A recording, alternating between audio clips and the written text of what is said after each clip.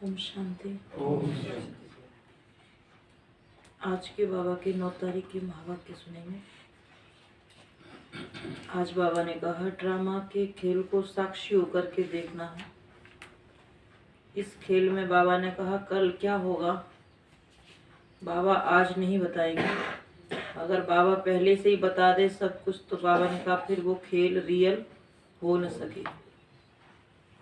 दूसरा बाबा ने कहा भक्ति मार्ग में जो भी साक्षात्कार होते हैं सब बाबा ही कराते हैं। किसी को हनुमान का साक्षात्कार होता है, किसी को गणेश का होता है, किसी को किसी देवी देवता का होता है।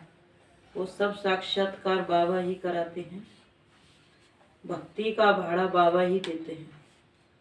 जब हम बाबा के बच्चे बन जाते हैं, बाबा को याद करने लग जाते हैं, तो बाबा फिर हमें यहाँ आकर के ही सकाश देते हैं, पढ़ाई पढ़ाते हैं, भक्ति में देना बंद कर देते हैं।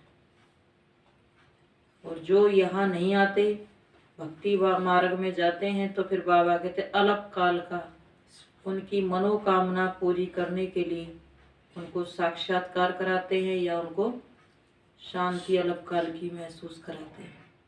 सदा काल की शांति चाहिए, शक्ति चाहिए, ज्ञान रतन वर्षा चाहिए, तो बाबा ने कहा वो यहाँ बच्चे बना करके ही देते हैं। तो आज के महावाक्य हैं, मीठे बच्चे तुम कर्म क्षेत्र पर आए हो पाठ बजाने, तुम्हें कर्म जरूर करने हैं।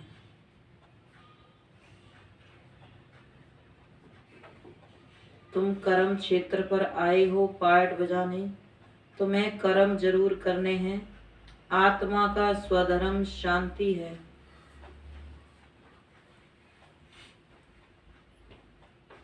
इसलिए शांति नहीं मांगनी है, स्वधर्म में टिकना है।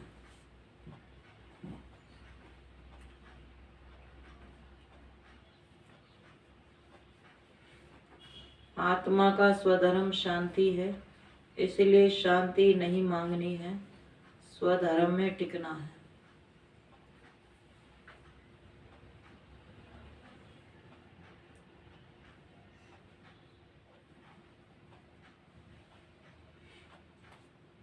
प्रश्न, बने बनाए ड्रामा को जानते हुए भी बाप तुम्हें कौन सी बात नहीं बतलाते, कारण क्या है? बने बनाए ड्रामा को जानते हुए भी बाप तुम्हें कौन सी बात नहीं बतलाते, कारण क्या है?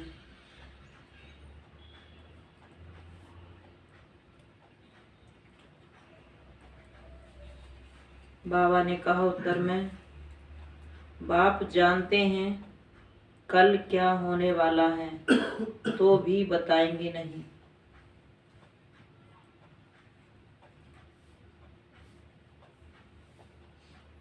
ऐसे नहीं कल अर्थक्वेक होगी, यह आज ही बता दें। अगर बतला दें तो ड्रामा रियल न रहे। तो मैं सब कुछ साक्षी होकर देखना है।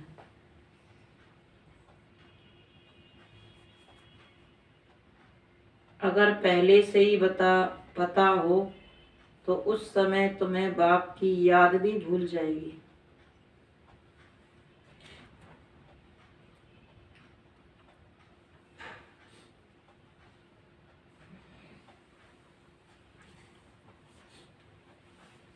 पिछाड़ी की सीन देखने के लिए तुम्हें महावीर बनना है।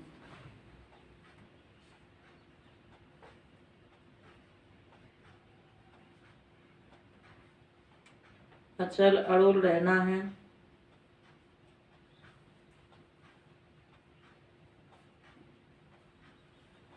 बाप की याद में शरीर छोड़ें, इसके लिए परिपक्व अवस्था बनानी है।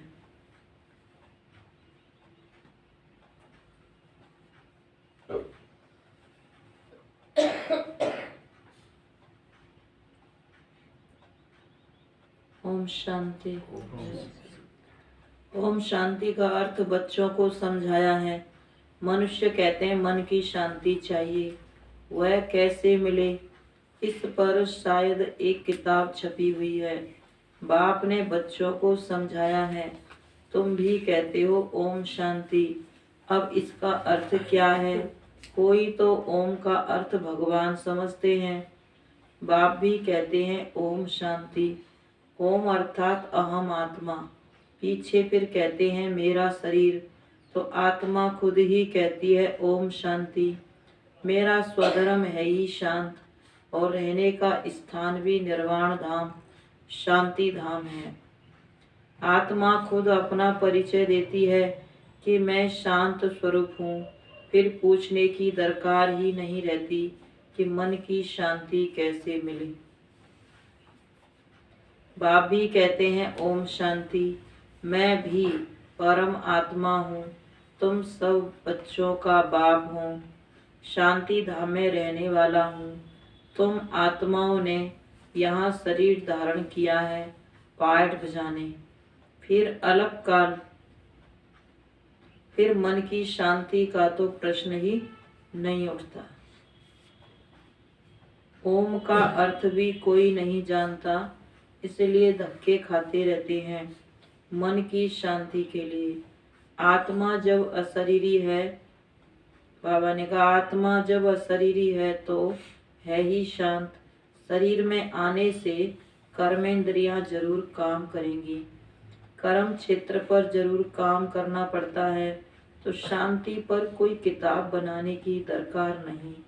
यह तो सेकंड की बात है समझने की। आत्मा खुद ही कहती है ओम शांति। बाकी क्या चाहिए, कहाँ से शांति आएगी? आत्मा का देश शांति धाम है। अभी तो वहाँ जाकर बैठेंगे नहीं, पाठ जरूर बजाना है। वैसे ही परमपिता परमात्मा से जीवन मुक्ति पाने के लिए कोई किताब आदि की दरकार नहीं। यह तो सेकंड की बात है। किताब भक्ति मार्ग में बनाते हैं, न कि ज्ञान मार्ग में। फिर भी बाहर वालों को समझाने के लिए रियलिटी की जो समझानी है, सच्चे मन की शांति पर, सच्ची गीता पर लिखना पड़ता है। नहीं तो बुद्धि कहती है अपने को आत्मा निश्चय करो, सुख धाम और शांति धाम को याद करो, तो अंत मति सो गति हो जाएगी। बाकी यहाँ थोड़े ही मन की शांति हो सकती है। शांति धाम तो है ही निर्वाण धाम, जहाँ बाप भी रहते हैं और हम आत्माएं भी रहती हैं। रुद्र माला भी कहते हैं तो जरूर रुद्र ज्ञान यज्ञ भी एक ही है। ज्ञान सागर बाप ही यह ज्ञान सुना सकते हैं। बाकी ज्ञान तो बहुत प्रकार का है। साइंस का भी ज्ञान, कारीगरी का भी ज्ञान होता है, परंतु वह है व्यवहार की बातें। ज्ञान से मनुष्य बहुत अक्लमंद बनते हैं। अभी तुम बच्चों को सृष्टि के आदि मध्य अंत की नॉलेज मिली है। जैसे दुनिया में सब तरह के लोग चाहिए, ऐसे ही बाबा को भी सब तरह के बच्चे चाहिए, जो सब काम बाबा का सहज हो जाए। तो बाबा ने कहा ज्ञान से मनुष्य बहुत अक्लमंद बनते हैं। जो कारीगरी करते हैं वो भी अच्छी रिफाइंड कारीगरी करते हैं, फिर अक्लमंद बनते हैं। तो बाबा ने कहा अभी तुम बच्चों को सृष्टि के आदि मध्य अंत की नॉलेज मिली है। यह पाठशाला है, यहाँ पढ़ाया जाता है। बाप है ज्ञान का सागर, उनको सब नॉलेज है, सब वेद शास्त्र आदि को जानते हैं। रॉन्ग राइट क्या है, झूठ सच क्या है, वह मैं जानता हूँ। अब बताओ सच क्या है? सर्वव्यापी कहना क्या ये सच है? क्या भगवान सबके अंदर है, ये सच है? मैं तो तुम्हारा बाप हूँ। कोई भी नहीं कह सकता है कि हमारा बाप किसी के अंदर बैठा है। तो बाबा ने कहा मैं भी तुम्हारा बाप हूँ। सर्वव्यापी से तो कोई ज्ञान मिल न सके, पुरुषार्थ हो न सके, सर्वव्यापी होकर क्या करे, सबके अंदर बैठकर क्या करे। भगवान इतना सर्वशक्तिवान है, वो ऊपर बैठ के ही सबको अपने साथ का अनुभव एक साथ करा सकता है। जैसे गोपियों का गायन है कि हर गोपी के साथ कृष्ण रास करते देखा है। तो भगवान इतना सर्वशक्तिवान है जो एक साथ बैठे, वो जो उसके सच्चे गोप गोपी हैं उनको अपने साथ का अनुभव करा सकता है। तो उसको फिर अंदर बैठने की क्या आवश्यकता है। अगर अंदर बैठा होता तो अभी तक परिवर्तन नहीं हुआ, वो क्यों नहीं हुआ। फिर भगवान अंदर बैठ के क्या कर रहा था इतने समय से, सोचने की बात है।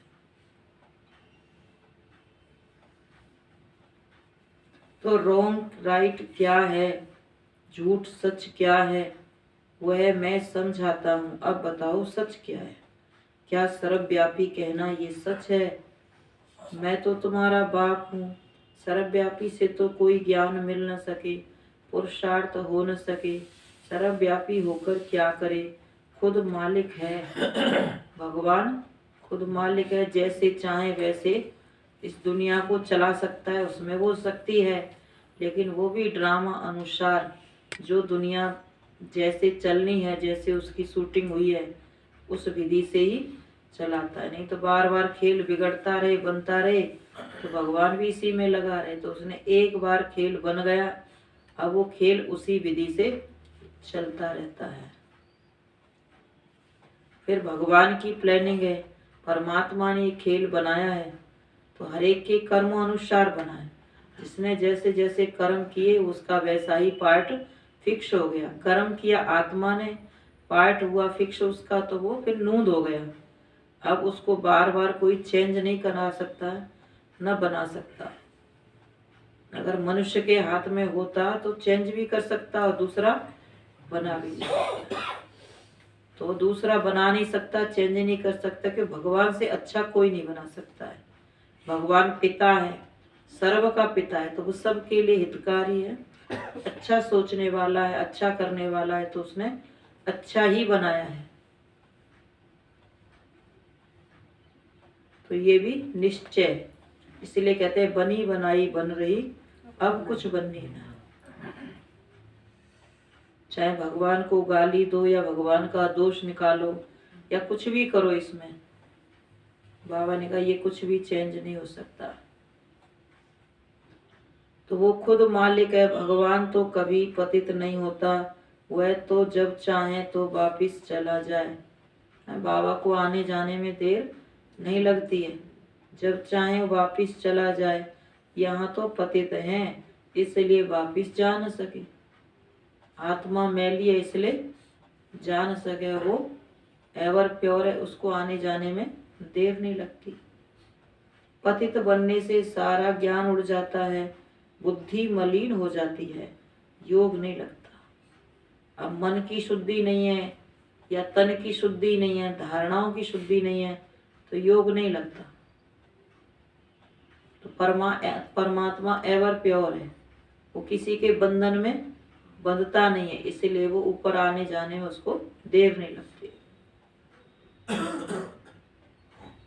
याद में विघ्न पड़ जाते हैं, इसीलिए कोई भी पाप कर्म नहीं करना चाहिए। याद भी जरूर करना है, बाप के बगैर पुराने पाप कट नहीं सकते। ऐसे नहीं हरिद्वार में रहने से कोई पाप कट सकते हैं, नहीं, पाप तो करते ही रहते हैं। हरिद्वार में रहने वाले भी तो पाप करते रहते हैं, तो ऐसे नहीं कि वहां रहने से कोई पाप कट जाएंगे, कम हो जाएंगे। पाप तो करते ही रहते हैं। साधु संतों को, तो बाबा ने कहा साधु संतों को अगर पता होता कि हमारा घर शांति धाम है तो वहां से होकर आते। बाबा तुमको सब साक्षात्कार कराते हैं, गोया तुम होकर आए हो। भक्ति मार्ग में भी तुमको साक्षात्कार होता है। बाबा ने कहा ना, देवता कुल की आत्माओं के लिए सतयुग का दरवाजा अभी से खुला हुआ है, परम धाम का भी दरवाजा अभी से खुला है, सूक्ष्म वतन का भी अभी खुला हुआ है। जब चाहे जितना भी सैर कर सकते हो, जितना ही बाबा ने कहा ना, त्रिकालदर्शी की सीट पर बैठकर दिव्य बुद्धि के विमान द्वारा कहीं भी जा सकते हो। ये संगम युग पर बाबा ने सिर्फ बच्चों को गिफ्ट दिया है, बाकी दुनिया को तो पता ही नहीं है, समझ में आता ही नहीं कैसे क्या है। बाबा तुमको सब साक्षात्कार कराते हैं, गोया तुम होकर आए हो। भक्ति मार्ग में भी साक्षात्कार होता है दिव्य दृष्टि से। तुम जब सतयुग में हो तो इन आंखों से लक्ष्मी नारायण को देखेंगे, ये भी तुमको देखेंगे। वो लक्ष्मी नारायण भी बाबा ने कहा तुमको देखेंगे। अभी साक्षात्कार में देखते हो। बाबा के पास दिव्य दृष्टि की चाबी है, वह और किसको मिल न सके। कोई कहे कि हम ले लें बाबा से, तो कोई को मिल न सके। बाबा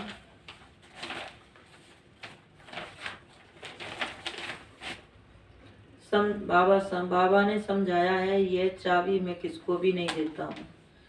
इनकी एवज में मैं फिर स्वर्ग की राजाई नहीं करता हूँ। तराजू इक्वल रखते हैं कि बच्चों को स्वर्ग की राजाई दे रखी है, 21 जन्म राज्य भाग्य सुख पाए। और बाबा ने परम धाम में बैठने पर बाबा ने कहा साक्षात्कार की चाबी ले रखी है। परम धाम में रहता है और जिसको जब जरूरत है उसकी भक्ति का भाड़ा देने के लिए, मनोकामना पूरी करने के लिए उसको साक्षात्कार करा देता है। अल्पकाल की शांति की महसूसता आत्मा को हो जाती है।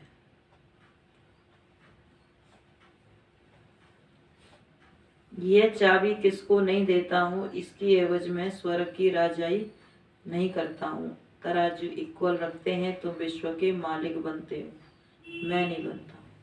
कोई बाबा से कहे बाबा आपने तो हमें दिया नहीं है कुछ भी, आपने अपने पास ही रखा है, तो बाबा ने कहा मैंने तुमको स्वर्ग की राजाई दे रखी है, वो मैं नहीं करता। एक दिन भी स्वर्ग में नहीं आता। और स्वर्ग साक्षात्कार की चाबी बाबा ने कहा वो मेरे पास रहती है, तुमको वो नहीं दे सकता।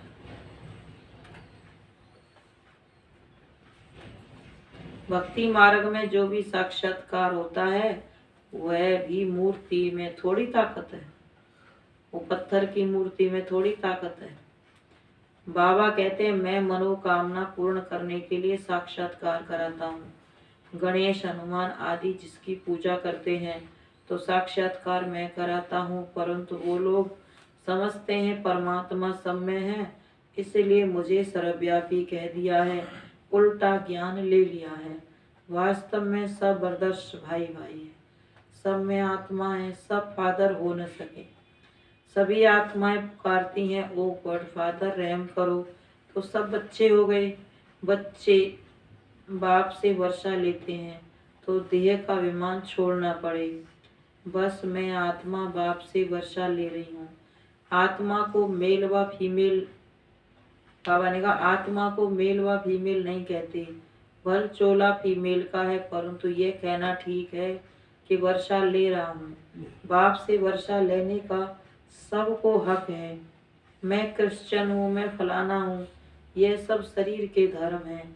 आत्मा एक ही है, शरीर बदलता है तब कहते हैं ये मुसलमान है, ये हिंदू है। आत्मा का नाम नहीं बदलता, शरीर का बदलता है। बाप तो है ही पतित पावन ज्ञान का सागर, बाप की महिमा अलग हो जाती है। वह शांति का सागर, ज्ञान का सागर है। उनके साथ योग लगाने से हम शांति धाम में चले जाएंगे। सो भी अभी योग लगाएंगे, विक्रम विनाश होंगे, तो बाबा ने कहा शांति धाम का वर्षा भी अभी मिलेगा। ऐसा योग कभी कोई लगा नहीं सकते। तुम शांति धाम को जानते हो, बाकी याद शिव बाबा को करते हो। सन्यासी कहते हैं हम ब्रह्म ज्ञानी हैं, ब्रह्म से योग लगाते हैं, परंतु उनसे विक्रम विनाश नहीं हो सकते। वो योग ही रोंग है। ब्रह्म अर्थात रहने का स्थान, ब्रह्म ज्ञानी अर्थात अथवा तत्व ज्ञानी एक ही बात है। बाप कहते हैं यह इन्हों का ब्रह्म है। जो ब्रह्म को नहीं जानते ये उन्हों का भ्रम है, झूठा भ्रम है। कहते हैं हम ब्रह्म तत्व को याद करते और उसके बारे में जानते नहीं। पतित पावन ब्रह्म नहीं है हो सकता। आत्माओं का बाप शिव है, उनको ही पतित पावन कहा जाता है, बाकी वापिस तो कोई जा नहीं सकता। बाबा कहते ब्रह्मलोक में शांति है क्योंकि परमात्मा का निवास स्थान है। बाकी ऐसे नहीं कि वहाँ कोई बैठने से कोई बैठ सकता, अपनी मर्जी से जा सकता है, ऐसे नहीं। हाँ, याद करते हैं तो थोड़ी अल्पकाल की शांति तो उनको मिल ही जाती है। सभी को सतो प्रधान से तमो प्रधान बनना ही है। जबकि पहला नंबर श्री नारायण ही बनता है तो और सभी भी जरूर तमो प्रधान बनेंगे।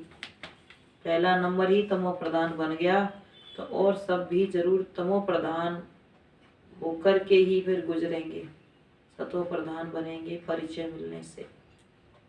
पुनर्जन्म लेते आए हैं यह भी बुद्धि में रखा जाता है।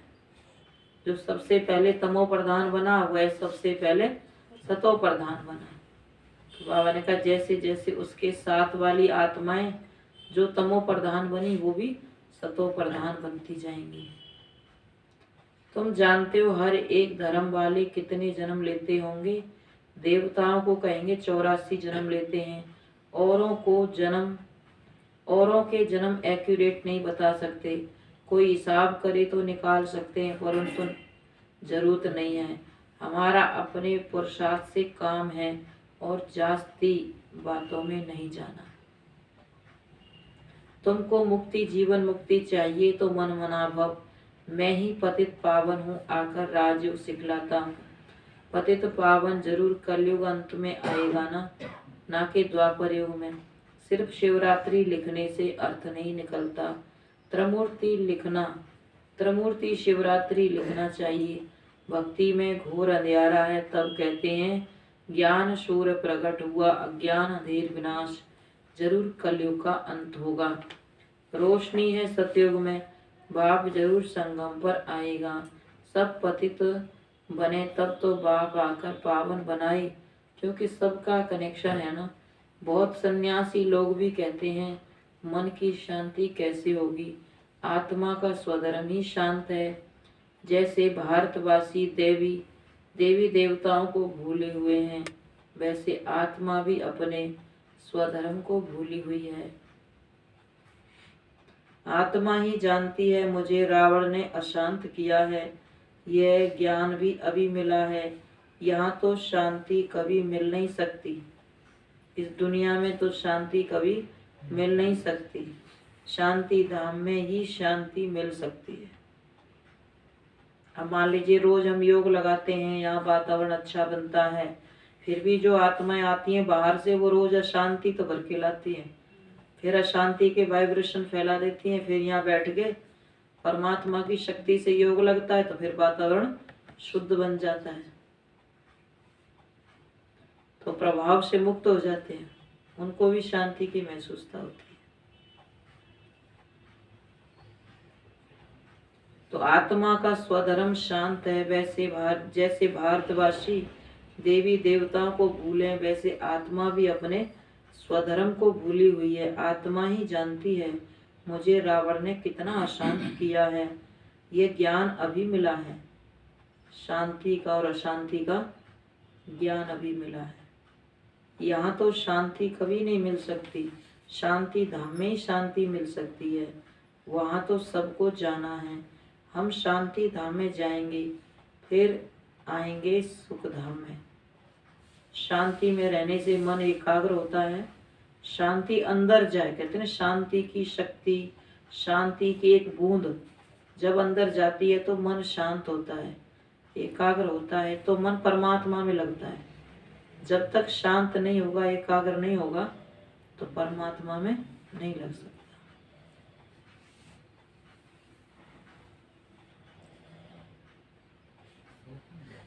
तो बाबा ने कहा उन्हों को न इतना सुख,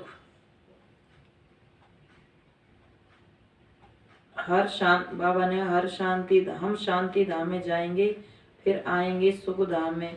दूसरे धर्म वालों को शांति अधिक मिलती है, हमको सुख शांति मिलता है। उनको शांति अधिक मिलती है और हमको सुख शांति दोनों मिलते हैं। उनको ना इतना सुख ना इतना दुख मिलेगा। ये डिटेल की बातें हैं।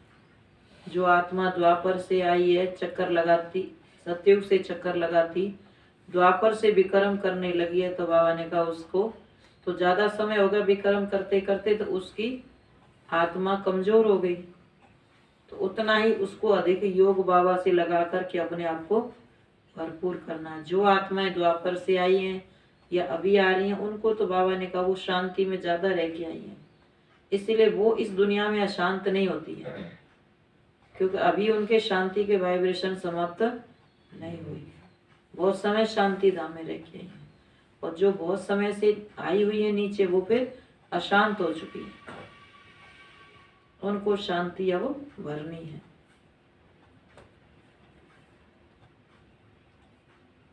तो उनको इतना न सुख न दुख मिलेगा। ये डिटेल की बातें। कोई ने लक्ष्य को अच्छी रीति पकड़ लिया है कि मुझे तो ऐसा बनना ही है।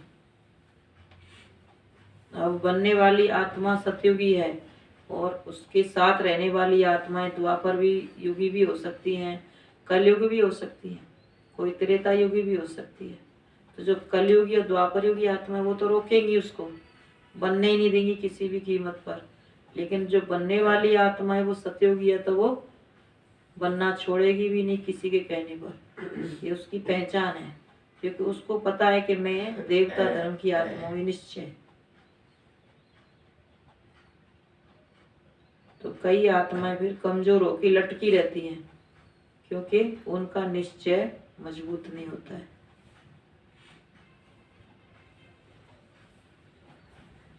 तो कोई ने लक्ष्य को अच्छी रीति पकड़ लिया है, वह भी काफी है। एक बार लक्ष्य निर्धारित कर लिया, पकड़ लिया, उस पर चलते रहो, बस ज्ञान योग करते रहो, वह भी काफी है। जिसने लक्ष्य को नहीं पकड़ा है, वो फिर हलचल में आते रहते हैं, बने या ना बने, पता नहीं चल पाएंगे या नहीं, कर पाएंगे या नहीं, क्योंकि बाबा की मदद भी उनको नहीं मिलती है। बाबा की मदद उस आत्मा को मिलेगी जिसने अपने लक्ष्य को क्लियर किया है कि मुझे तो बनना ही है, मुझे तो चलना ही है। तो बाबा ने कहा, घर में रहते बाप और वर्षे को याद करते रहो, परंतु प्रजा नहीं बना सकेंगे। जो प्रजा बनाएंगे वही राजा रानी बन सकेंगे। मेहनत है ना। जो घर से बाहर निकलेंगे, पुरुषार्थ करेंगे, सेवा करेंगे, वो राजा रानी बनेंगे। और जो बाबा ने कहा सेवा नहीं करेंगे, किसी को प्रजा नहीं बनाएंगे, परिचय नहीं देंगे, तो फिर वो राजा रानी भी नहीं बन सकते।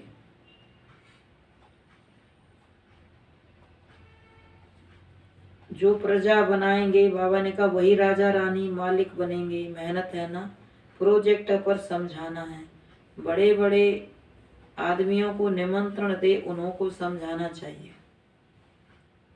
कोई छोटे छोटे, बाबा ने कहा छोटो छोटों को समझाते हैं, कोई फिर बड़ी बड़ी सेवा करते हैं, बड़ों को समझाएंगे। एक बड़े को समझाया और उसके द्वारा कितने छोटे आपे ही समझ जाएंगे, क्योंकि बड़ा समझाएगा तो वो अनेकों को समझाएगा।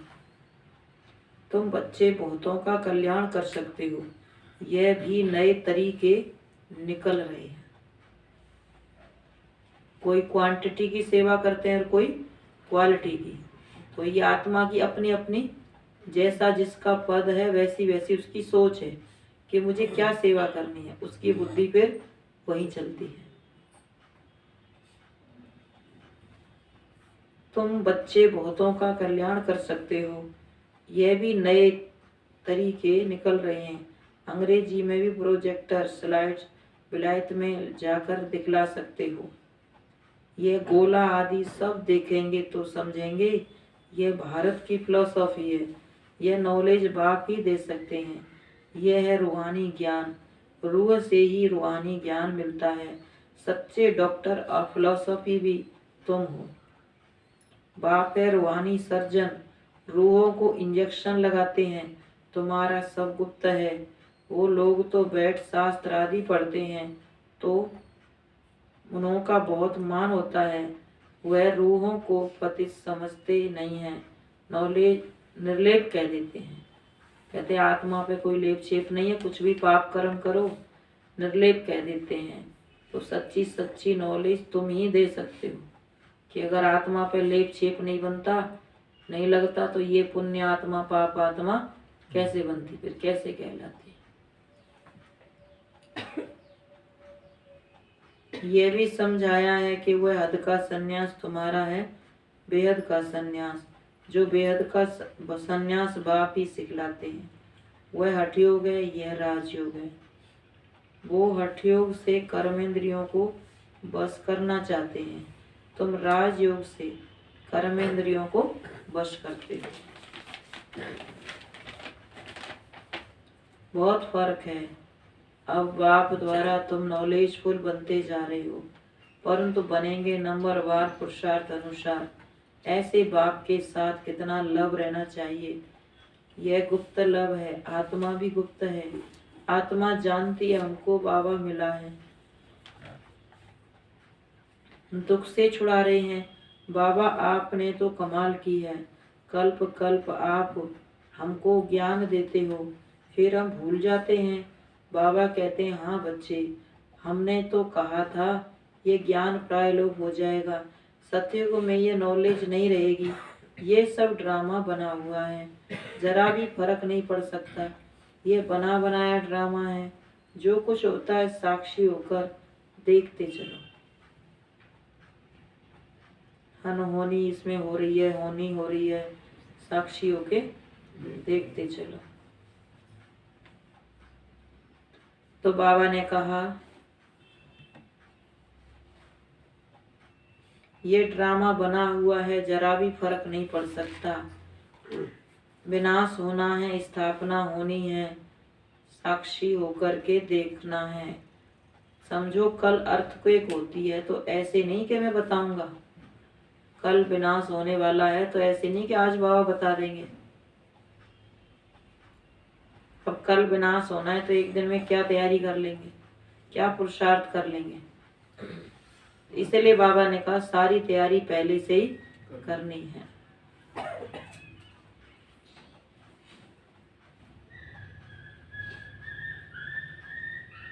विनाश होना है, स्थापना होनी है, साक्षी होकर देखना है। तो समझो कल अर्थक्वेक होती है तो ऐसे नहीं मैं बताऊंगा कि ये होना है, ये तो सब प्रबंध कर, फिर तो सब प्रबंध कर ले, साक्षी होकर देखते चलो। मूल बात है मुझे याद करो, नहीं तो मुझे भी भूल जाएंगे। अगर और बातें पता चल गई पहले से कल क्या होना है तो इतना याद करने का समय नहीं मिलेगा, भूल जाएंगे, तैयारी करने में जुट जाएंगे। तुम बच्चों को, बाबा ने कहा तुम बच्चों को महावीर बनना है। महावीरनी को God of knowledge, God of knowledge कहा जाता है, गॉडेज ऑफ नॉलेज। गॉड ही राजयोग सिखलाकर महावीर बनाते हैं। पिछाड़ी में जब अर्थक्वेक आदि होगी उस समय महावीर बना चाहिए। अभी तो तुम पुरुषार्थी हो, अचल अड़ोल रहना पड़े और साथ साथ बाबा की याद में मरे, वह भी अच्छा है। अंतमति सुगति। जो ज्ञान में अचल अड़ोल होंगे वह बैठे बैठे शरीर छोड़ेंगे। कोई सोचता है ना कि लास्ट में कौन सेवा करेगा, कौन क्या करेगा, तो बाबा ने कहा आप संकल्प ही क्यों करते हो कि हमारी कोई सेवा करे। ऐसी स्थिति बनाएं, ऐसा पुरुषार्थ करें जो बैठे बैठे शरीर छोड़ जाए बाबा की याद में। कईयों का ऐसा होता भी है। तो बाबा ने कहा फिर कर्मातीत अवस्था में जाकर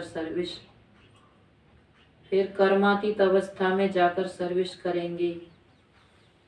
बच्चों को परिपक्व अवस्था में शरीर छोड़ सूक्ष्म वतन में जाकर नई दुनिया में आना है। अच्छा, बच्चों को सदैव अपना चार्ट रखना है। तो हम बाबा से पूरा वर्षा पाएं। कोई भी बात के संशय में आकर पढ़ाई नहीं छोड़नी चाहिए। बाबा बार बार कहते हैं मुझे याद करो तो विक्रम विनाश होंगे। अच्छा मीठे मीठे सिके लदे बच्चों प्रति माता पिता बाप दादा का याद प्यार गुड मॉर्निंग। रूहानी बाप की रूहानी बच्चों को नमस्ते। हम रूहानी बच्चों की रूहानी माता पिता बाप दादा को गुड मॉर्निंग और नमस्ते नमस्ते बाबा नमस्ते। धारणा के लिए मुख्य सार, किसी भी बात में संशय बुद्धि बन पढ़ाई नहीं छोड़नी है।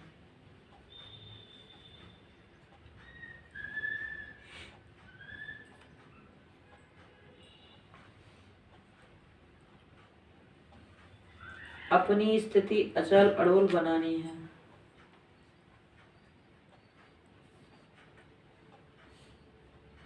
एक बाप से सच्चा लव रखना है।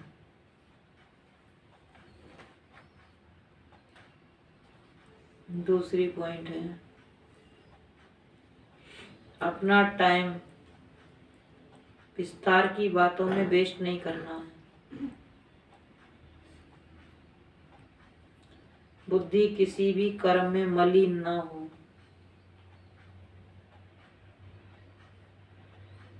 इसका पूरा ध्यान रखना है।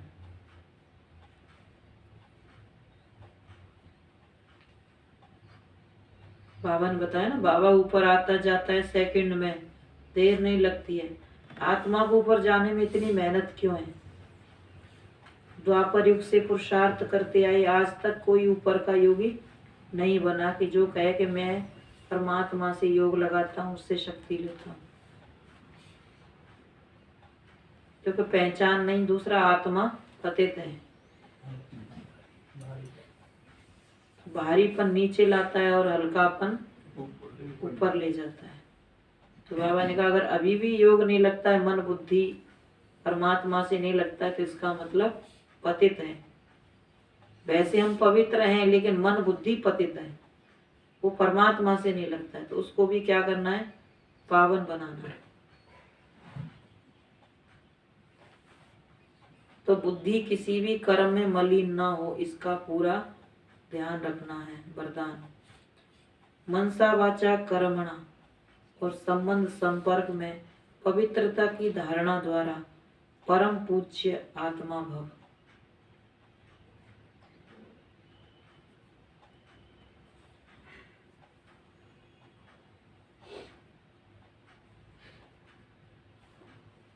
मनसा वाचा कर्मणा संबंध संपर्क में पवित्रता की धारणा द्वारा परम पूज्य आत्मा भव। किस चीज की पवित्रता चाहिए? मनसा वाचा और कर्मणा, और संबंध संपर्क में भी पवित्रता चाहिए। तो बाबा ने कहा परम पूज्य आत्मा है, जिसकी ऐसी धारणा है वो परम पूज्य आत्मा भव। इसको बाबा ने वरदान दिया। पवित्रता सिर्फ ब्रह्मचर्य नहीं है, लेकिन मनसा संकल्प में भी किसी के प्रति नेगेटिव संकल्प नहीं हो, बोल में भी कोई ऐसे शब्द न निकले, संबंध संपर्क भी सबसे अच्छे हों, किसी में जरा भी अपवित्रता खंडित ना हो, तब कहेंगे पूज्य आत्मा। तो पवित्रता के फाउंडेशन को चेक करो। सदा स्मृति रहे कि मैं परम पवित्र पूज्य आत्मा इस शरीर रूपी मंदिर में विराजमान हूँ। कोई भी व्यर्थ संकल्प मंदिर में प्रवेश नहीं कर सकता। मन क्या है? मंदिर। इस मन रूपी मंदिर में कोई भी व्यर्थ संकल्प प्रवेश नहीं कर सकता।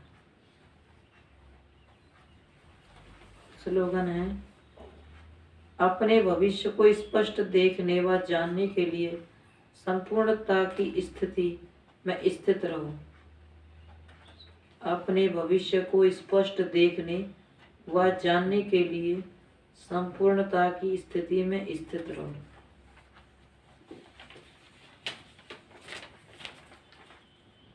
तो बाबा ने कहा आज सृष्टि पर जो खेल चल रहा है वो 5000 वर्ष पहले जो चला था वो चल रहा है।